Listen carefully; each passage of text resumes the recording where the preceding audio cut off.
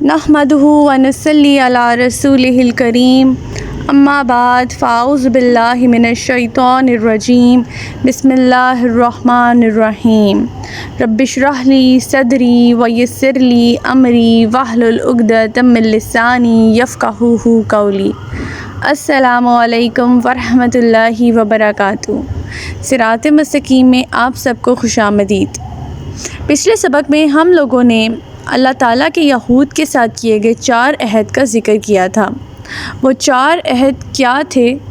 ایک یہ کہ وہ ایک دوسرے کا خون نہیں بہائیں گے، دوسرا یہ کہ وہ ایک دوسرے کو جلا وطن نہیں کریں گے، تیسرا یہ کہ ایک دوسرے پر ظلم و زیادتی میں مدد نہیں کریں گے، اور چوتھا یہ کہ وہ فدیہ دے کر قیدیوں کو چھڑایا کریں گے۔ ہم لوگوں نے پڑھا تھا کہ قبیلہ اوس اور خزرج کی جنگ میں بنو قریظہ اور بنو نذیر بھی آپس میں حلیف ہونے کی حیثیت سے لڑتے رہتے تھے اور ایک دوسرے کے گلے کاٹتے تھے۔ اب ایک جنگ میں مثلاً اوس اور بنو قریظہ کو فتح ہوئی تو لازماً بنو نذیر کے قیدی بھی ان کے ہاتھ آئے تھے، اور بنو نذیر ان کا فدیہ ادا کر کے انہیں چھڑا لیتے تھے۔ جب ان سے اس کی وجہ پوچھی جاتی تھی تو کہتے تھے کہ قیدیوں کو فدیہ دے کر چھڑانا تو اللہ تعالیٰ کا حکم ہے، اور جب ان سے یہ پوچھا جاتا تھا کہ ان سے جو جنگ کرتے ہو تو وہ اللہ کے کس حکم کے تحت کرتے ہو، تو کہتے تھے کیا کریں، اپنے دوستوں کو ذلیل نہیں کر سکتے۔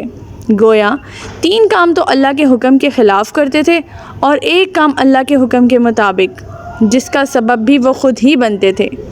اللہ تعالیٰ نے ان کی ایسی حرکات پر گرفت کرتے ہوئے فرمایا کہ کیا تم اللہ کی کتاب کے کچھ حصے پر ایمان لاتے ہو اور کچھ حصے کا انکار کرتے ہو؟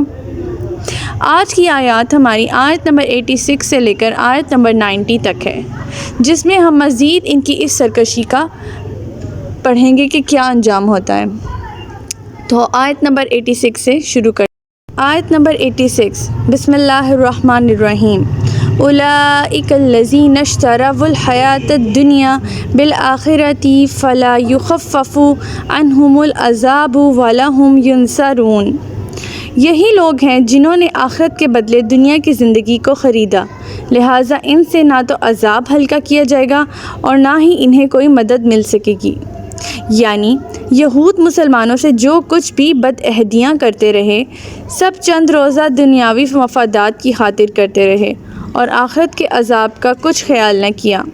نیز اس آیت سے ان لوگوں کا یہ مذہب غلط ثابت ہوتا ہے کہ آخرت میں جہنم کا عذاب اس قدر ہلکا ہو جائے گا کہ دوزخیوں کو کچھ تکلیف نہ رہے گی، کیونکہ وہ اس کے عادی بن چکے ہوں گے۔ اللہم اجرنا من النار۔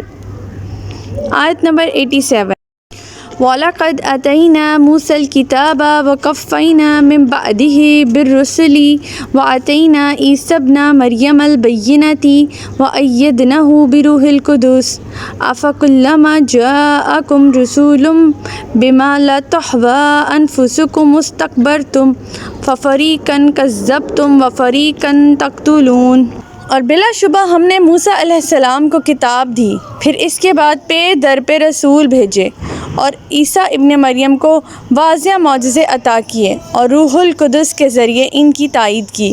پھر جب کوئی بھی رسول کوئی ایسی چیز لایا جو تمہاری خواہش کے خلاف تھی تو تم اکڑ بیٹھتے۔ رسولوں کا ایک گروہ ایسا تھا جسے تم نے جھٹلا دیا، اور ایک گروہ کو تو تم نے قتل ہی کر ڈالا۔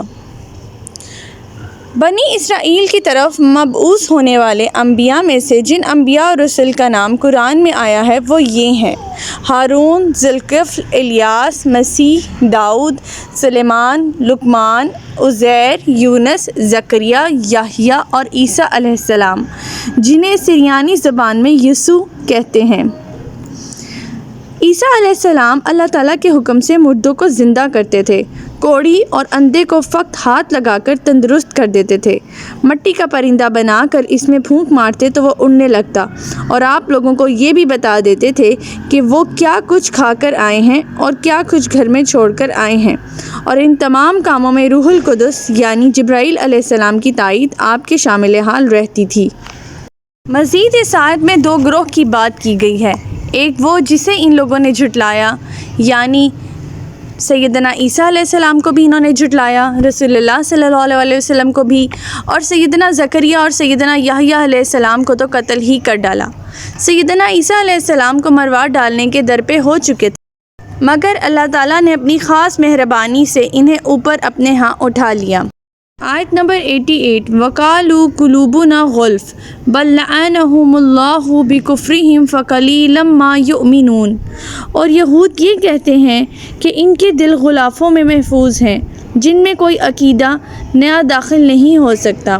بات یوں نہیں، بلکہ اللہ تعالیٰ نے ان کے کفر کی وجہ سے ان پر لعنت کر دی ہے، لہٰذا ان میں سے تھوڑے ہی ایمان لاتے ہیں۔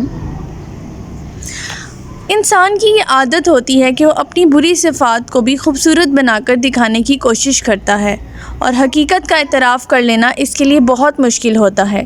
الا ماشاء اللہ یہی حالت یہودیوں کی تھی۔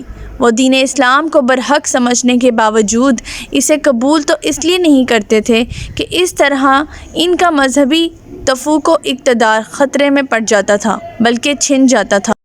آیت نمبر 89 وَلَمَّا جَاءَهُمْ كِتَابٌ مِّنْ عِندِ اللَّهِ مُصَدِّقٌ لِّمَا مَعَهُمْ وَكَانُوا مِن قَبْلُ يَسْتَفْتِحُونَ عَلَى الَّذِينَ كَفَرُوا فَلَمَّا جَاءَهُم مَّا عَرَضُوا كَفَرُوا بِهِ فَلَعْنَةُ اللَّهِ عَلَى الْكَافِرِينَ۔ اور جب ان کے پاس اللہ کی طرف سے ایسی کتاب آ گئی جو اس کتاب کی بھی تصدیق کرتی ہے جو ان یہود کے پاس ہے، اور اس سے بیشتر وہ کفار کے مقابلے میں بھی آنے والے نبی کے ذریعے سے فتح و نصرت کی دعائیں مانگا کرتے تھے، تو جب ان کے پاس وہ چیز کتاب یا رسول محمد صلی اللہ علیہ وسلم آ گئی جسے انہوں نے پہچان بھی لیا تو بھی اس کا انکار کر دیا، سو ایسے کافروں پر اللہ کی لعنت ہے۔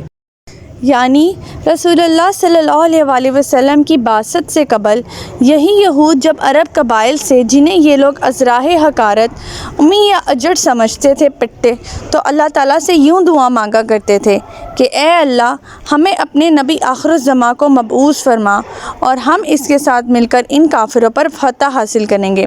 اب جب وہ نبی آ گئے، انہوں نے اسے کتاب اللہ تورات میں مذکورہ نشانیوں کے مطابق پوری طرح پہچان بھی لیا تو بھی اس کا انکار کر دیا، اور حقیقتاً کافر تو یہی لوگ ہیں جن پر اللہ کی لعنت ہے۔ اور جن لوگوں کو یہ ان پڑھ اور اجڑ کہا کرتے تھے، انہوں نے یہود سے ہی سنی ہوئی باتوں کے مطابق نبی آخر الزماں صلی اللہ علیہ وآلہ وسلم پر ایمان لانے میں سبقت حاصل کر لی۔ بئس ما اشتروا به انفسهم ان یکفروا بما انزل اللہ بغیا ان ينزل اللہ من فضلہ علی من یشاء من عبادہ فباءوا بغضب علی غضب وَلِلْكَافِرِينَ عَذَابٌ مُّہِینٌ۔ کیسی بری چیز ہے جس کی خاطر انہوں نے اپنے آپ کو بیچ ڈالا، اور وہ بری چیز یہ ہے کہ وہ محض اس ضد اور حسد کی بنا پر اللہ کی نازل کردہ ہدایت کو قبول کرنے سے انکار کرتے ہیں کہ اللہ نے اپنے فضل یعنی وحی سے اپنے جس بندے کو خود چاہا اس پر نازل کر دیا، لہٰذا اب یہ اللہ کے غضب پر غضب کے مستحق ہو گئے، اور ایسے کافروں کو ذلت کا عذاب ہوگا۔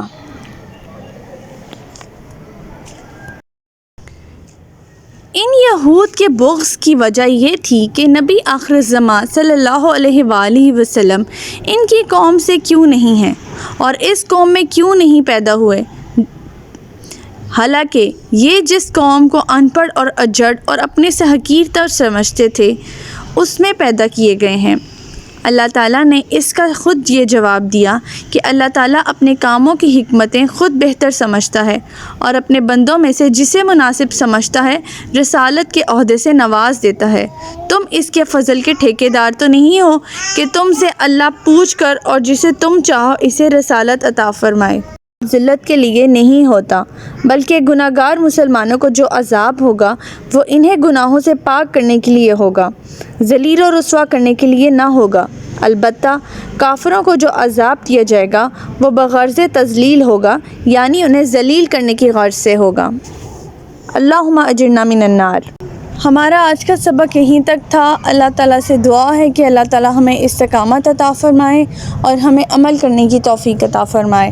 سبحانک اللہم و بحمدک استغفرک و اتوب الیک۔ السلام علیکم ورحمۃ اللہ وبرکاتہ۔